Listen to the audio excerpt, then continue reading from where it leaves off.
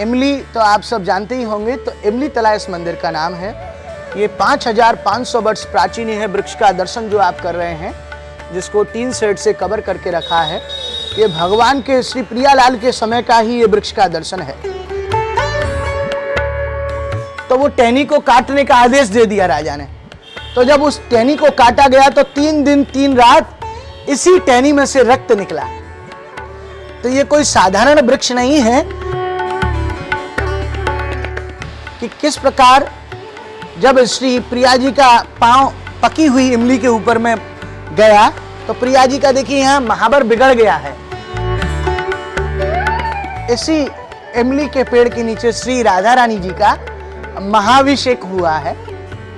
ये वही दर्शन है। असल में यहाँ दर्शन तो यही वृक्ष का दर्शन प्राचीन दर्शन है। तो देखिए अभी हमको थोड़ा विलंब हो गया है, तो मंदिर तो बंद है। असल में जो दर्शन है वो ये वृक्ष का दर्शन है। आइए इधर से आपको वृक्ष का दर्शन कराएंगे। हमारे कृष्ण वो नहीं है जो द्वारका में द्वारकाधीश बने हैं। हमारे कृष्ण वो भी नहीं है जो महाभारत में जिन्होंने चक्र धारण किया है, महाभारत कराई है। हमारे कृष्ण वो नहीं है जो चक्र को धारण करते हैं। हमारे कृष्ण तो ब्रज के हैं जो सर्वदा वंशी को धारण करने वाले हैं।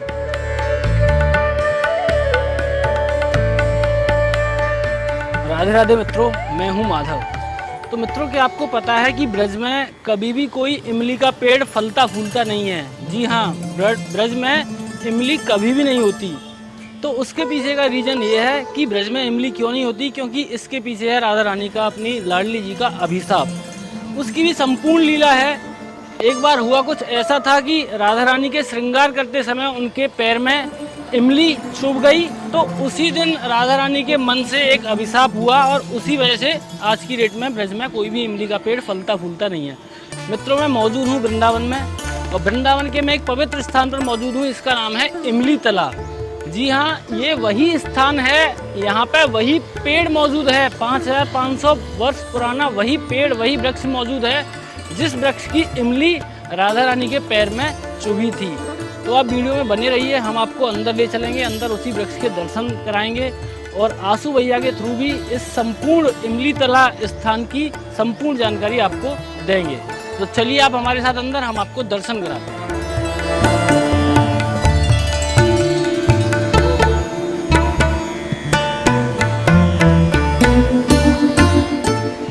राधे राधे भैया। राधे राधे। आंसू भैया, हमें वृंदावन के इस पवित्र स्थान की, हमें और हमारे भक्तों को एक संपूर्ण लीला बताएं। जी। यहाँ पे क्या हुआ था और क्या यहाँ की मान्यता है, सारी जानकारी। ये वृंदावन का बहुत प्राचीन मंदिर है और इस मंदिर को इमली तला के नाम से जानते हैं। और इमली तला इसलिए कहते हैं, तला यानी वृक्ष।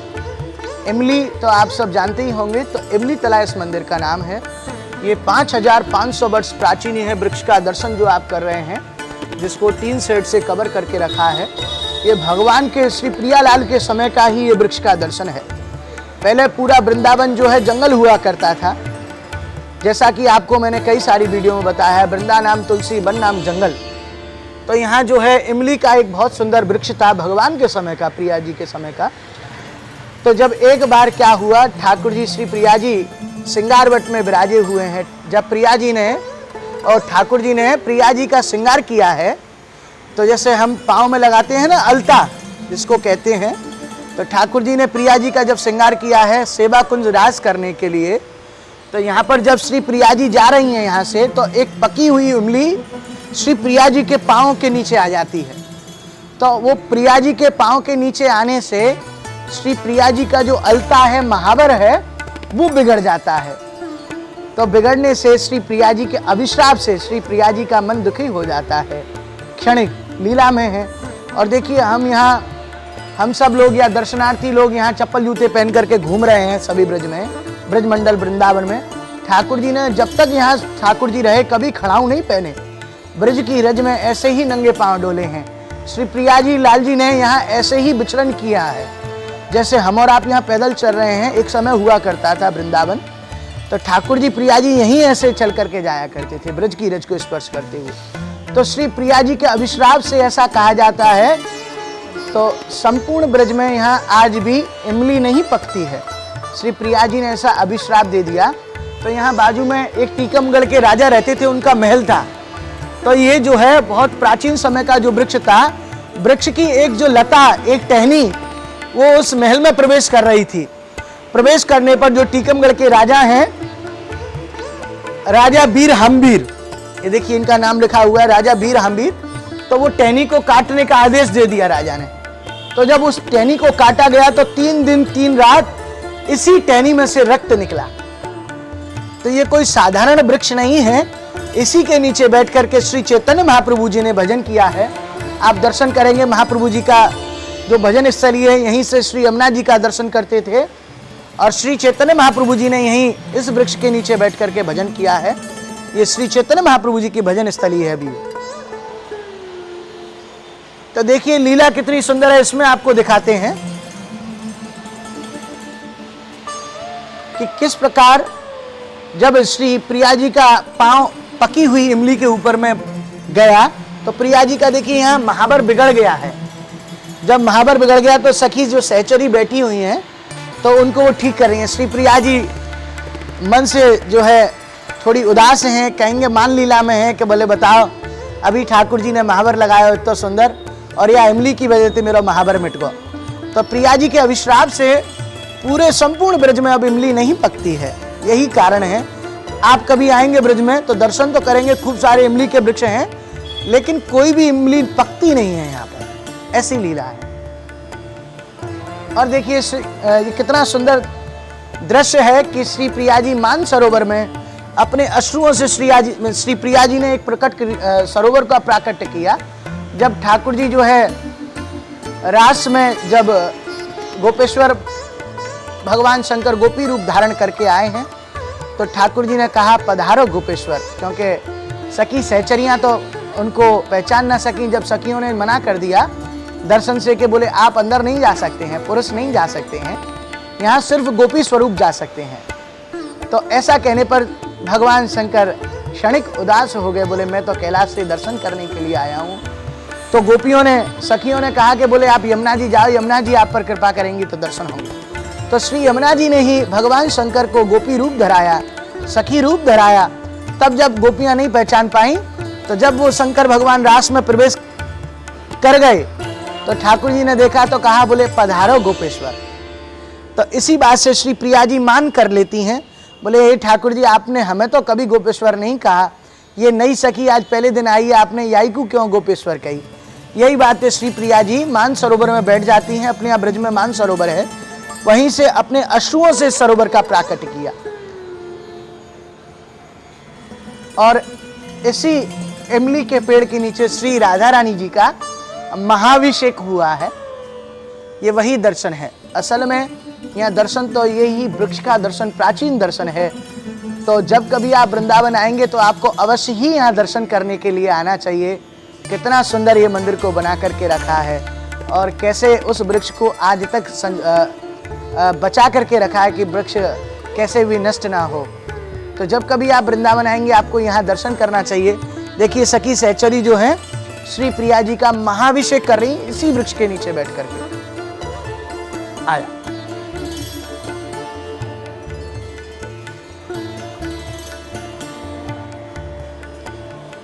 तो देखिए अभी हमको थोड़ा विलंब हो गया है तो मंदिर तो बंद है। असल में जो दर्शन है वो ये वृक्ष का दर्शन है। आइए इधर से आपको वृक्ष का दर्शन कराएंगे। ये देखो 5000, ये देखो इस पे लिखा हुआ है 5500 वर्ष ये प्राचीन वृक्ष है। और किस प्रकार इसको वृक्ष को बचा करके रखा गया है कि आप सभी लोग जो दर्शनार्थी हैं यहाँ दर्शन करने आए तो इस वृक्ष के दर्शन का भी आप लाभ ले सकें। ये देखिए इस मंदिर की लीला इसमें लिखी हुई है जैसा कि हमने आपको बताया है। तो कहने का अर्थ ये है कि ये बड़ा ही दिव्य स्थान है और भगवान के समय का, प्रियालाल के समय का ये दिव्य स्थान है और तभी का ये इमली का वृक्ष है। आइए देखिए श्री चैतन्य महाप्रभु जी का आपको दर्शन कराएंगे। ये देखो जब महाप्रभु श्री चैतन्य महाप्रभु जी यहाँ आए हैं तो इसी प्रकार देखिए वन हुआ करता था। पीछे में यमुना जी हैं और कितनी सुंदर देखो वृक्षावली है। जो वृंदावन, अब तो देखो वृंदावन की जो सेवा है शोभा है वो वृक्ष लता पताओं से है। अब तो ये जो है इतनी बड़ी बड़ी बिल्डिंग बनी जा रही हैं, इससे वृंदावन की शोभा नहीं है। वृंदावन की शोभा तो कुंज गलियों से, प्राचीनता से है, और ये देखना चाहिए कि हम किस प्रकार इस वृंदावन को प्राचीन बनाए रखें। तो यहाँ की यही लीला है इमली तला की, इमली के वृक्ष की, जैसा हमने आपको बताया। तो आप जब कभी आप वृंदावन आएंगे तो बांके बिहारी जी से थोड़ा सा ही आगे, निधिवन से पहले राइट हैंड साइड में ये मंदिर पड़ता है, तो यहाँ अवश्य आप दर्शन करने के लिए पधारें। तो आशु भैया अभी तो हमें देर हो गई है, वैसे अंदर क्या दर्शन है हमें? अंदर में ठाकुर जी श्री प्रिया जी का दर्शन है, चैतन्य महाप्रभु जी का दर्शन है, संतों के द्वारा सेव्य ठाकुर जी हैं। और ये वृक्ष के बारे में आपने बताया कि ये वही 5500 वर्ष पुराना है। हाँ। तो इसके ऊपर किस तरह का इन्होंने क्या लगाया है ताकि ये देखिए, ये जो भी लगाया है ये वृक्ष को बचाने के लिए लगाया है कि हम और आप इस वृक्ष के दर्शन का लाभ ले सकें। और कैसे इसको बचाया गया, 5500 वर्ष प्राचीन है महाराज, ये कोई सहज नहीं है। और इसमें पानी वानी देने की भी कोई व्यवस्था तो है नहीं है? ये मतलब अभी नीचे तो से ही, हाँ हाँ अंदर से ही स्वतः ही यमुना है, जी के करीब है। हाँ तो जमीन से ही पानी ले रहा है, बस ये या- यहीं तक है। हाँ आप देख सकते हो ये एंड पॉइंट, आई थिंक आंसू भैया वही पॉइंट है यहाँ से काटा गया था जब ये खून निकला था, कुछ इस तरह का हम समझ हाँ, सकते हाँ, हैं ना। यहीं से इससे आगे पेड़ नहीं है, हाँ। इससे आगे ये पेड़ नहीं है। ये एक लता, एक टहनी उधर जा रही थी, तो जब टीकमगढ़ के राजा ने जब आदेश दिया तो इसी में से 3 दिन 3 रात रक्त निकला, ये वही हिस्सा है। और यही एक कारण है कि आपके ब्रज में, हमारे ब्रज में इमली इसीलिए नहीं होती है क्योंकि राधा रानी जी का श्रृंगार उन्होंने बिगाड़ा था, उनके पैर में छुरी थी। हाँ, वो यही उनके एक अभिश्राप कारण है। से पूरे ब्रजमंडल में, क्योंकि ये प्रियालाल की स्थली है, ब्रज लीला स्थली है। तो यहाँ भगवान और श्री प्रिया जी नाना प्रकार की जो लीलाएं की हैं, तो ब्रज में विचरण करते हैं। ब्रज से बाहर तो ठाकुर जी प्रिया जी नहीं जाते हैं। हमारे कृष्ण वो नहीं हैं जो द्वारका में द्वारकाधीश बने हैं। हमारे कृष्ण वो भी नहीं है जो महाभारत में जिन्होंने चक्र धारण किया है, महाभारत कराई है। हमारे कृष्ण वो नहीं है जो चक्र को धारण करते हैं। हमारे कृष्ण तो ब्रज के हैं जो सर्वदा बंसी को धारण करने वाले हैं।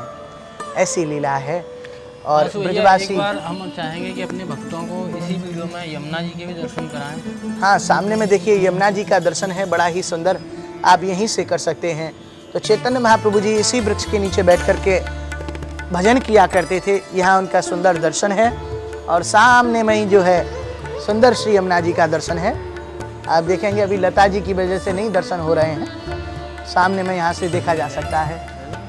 और उस समय में तो यमुना जी यहीं तक रहती थी। आप देख सकते हैं बुर्जी बनी हुई है, यही घाट होते थे। ज्यों-ज्यों कलयुग बढ़ रहा है यमुना जी दूर हो रही हैं, और जैसे गिरिराज जी नीचे जा रहे हैं तिल ब तिल, ऐसे ही यमुना जी दूर हो रही हैं ज्यों-ज्यों कलयुग बढ़ रहा है। ऐसी लीला है। पहले श्री यमुना जी यहीं हुआ करती थी। तो मित्रों, पहले तो यमुना जी यहीं तक हुआ करती थी, लेकिन अभी यमुना जी थोड़ा सा आगे की शिफ्ट हो गई है। तो हम इमली तला के जस्ट सामने जो यमुना जी है, जो यहाँ पे घाट है, हम वहाँ पे जलास्मरण करेंगे और आपको भी उन यमुना जी के दर्शन कराते हैं। आइए आप हमारे साथ।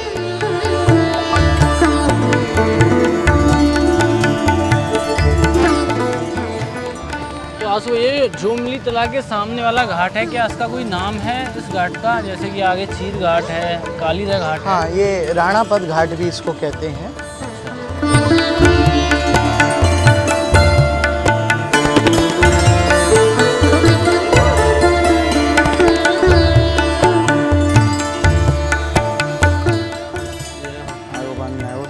बोलो यमुना मैया की जय हो। मित्रों, यमुना जी पूरे वृंदावन में इसी तरीके से आपको देखने के लिए मिलेंगी। जब भी आप इमली तला वृंदावन जब भी आप दर्शन करने आओ तो अवश्य यहाँ पे जलास्मरण करें यमुना मैया का।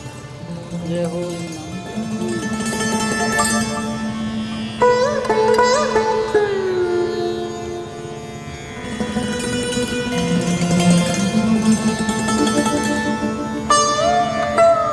तो आंसू भैया, यहाँ पे नाव भी है, यहाँ से अगर कोई भ्रमण करना चाहे यमुना हाँ, मैया में, यहाँ सब इस तरह की नाव facility- बनी हुई हैं, आप देख सकते हैं। यहाँ जब कभी आप आना चाहें खूब भ्रमण कर सकते हैं, नौका विहार कर सकते हैं। नौका विहार। तो पहले तो यमुना जी बहुत ऊपर तक थी, जैसा कि अभी हमने आपको बताया। तो कलयुग के कारण जो है यमुना जी दूर होती जा रही हैं, अपने स्थान को छोड़ करके दूर हो रही आगे हैं, जाती घाटों जा से रही दूर हो रही हैं। तो आंसू भैया और कोई ऐसी चीज़ जो हमने मिस की है इमली तला के बारे में या फिर? नहीं, इमली तला की तो यही जो लीला है वो आपने दर्शन कर ही लिया है। श्री यमुना जी का दर्शन कर लिया।